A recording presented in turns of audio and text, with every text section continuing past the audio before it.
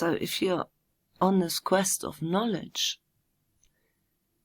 about what's the meaning of it all, then you really do find yourself with the exiles of society, the outsiders who stand there and observe and see the absurdities, see the follies.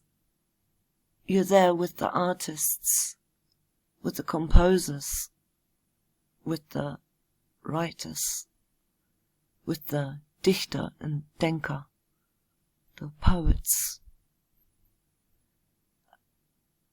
and the sages, contemplating, holding a mirror. This is the ending, this is the crown of all of this. So Holbein is really a very modern guy. So that's one generation goeth, and another generation cometh, and the earth abideth forever. Ecclesiastes. Holbein's most famous painting, in the National Gallery in London, is usually called The Ambassadors. But that's just its modern name. It's only been called that since the end of the 19th century. A more revealing and more accurate name would be something like, "Don't worry, it'll soon be over." The Ambassadors shows two of Holbein's most suave sitters. He is Jean de Danteville, French ambassador to the court of Henry VIII. And this is his French friend, Georges de Selve, Bishop of Lavaux. So these two commissioned the picture, and now they're standing there, leaning casually on this shelf here, packed with all these symbols.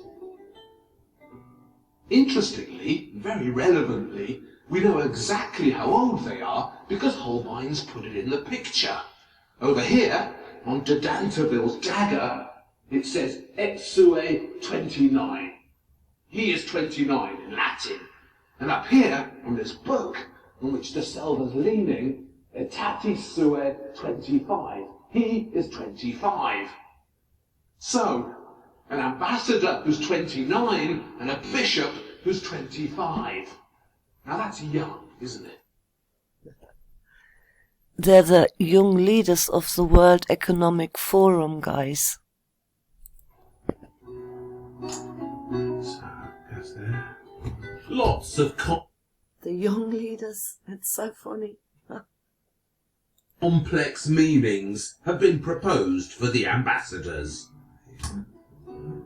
Trying to understand the picture has become a mini-industry. Most of the mystery has centred on this thing here, the famous Holbein skull, which is distorted so heavily you can only see it from the side, from over here, and from pretty high up.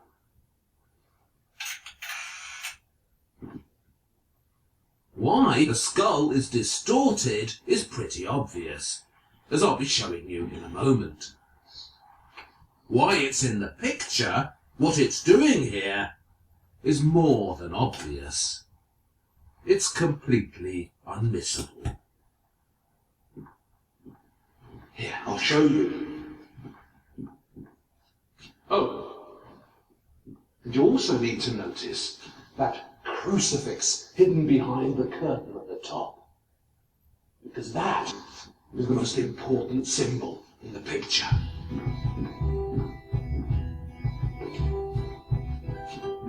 This is by Harman Steenweg, painted much later, but as you can see, it's got another skull in it. And this messy heap of objects, just like the ambassadors.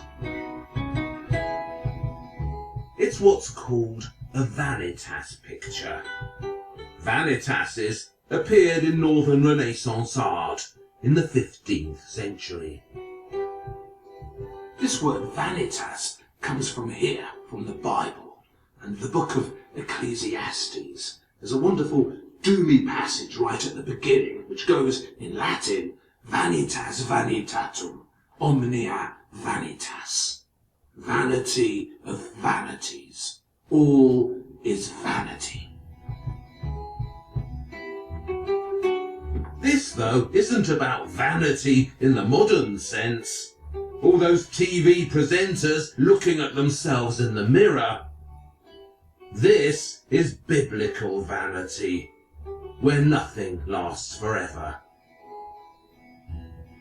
So what this picture's doing is reminding us all of the ultimate uselessness of life. And all this stuff in here, the flute, the books, that beautiful Japanese sword, all that is here today, gone tomorrow. Because what awaits us all, where we're all heading, is here.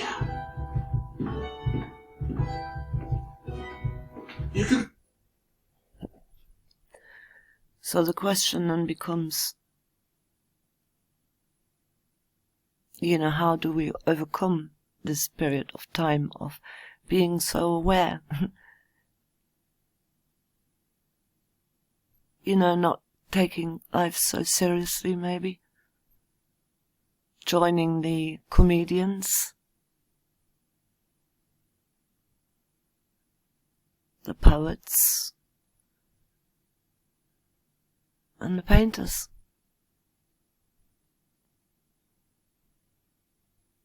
Of the past, the present, and the future. 'Cause it's hard to stay sane in an insane world.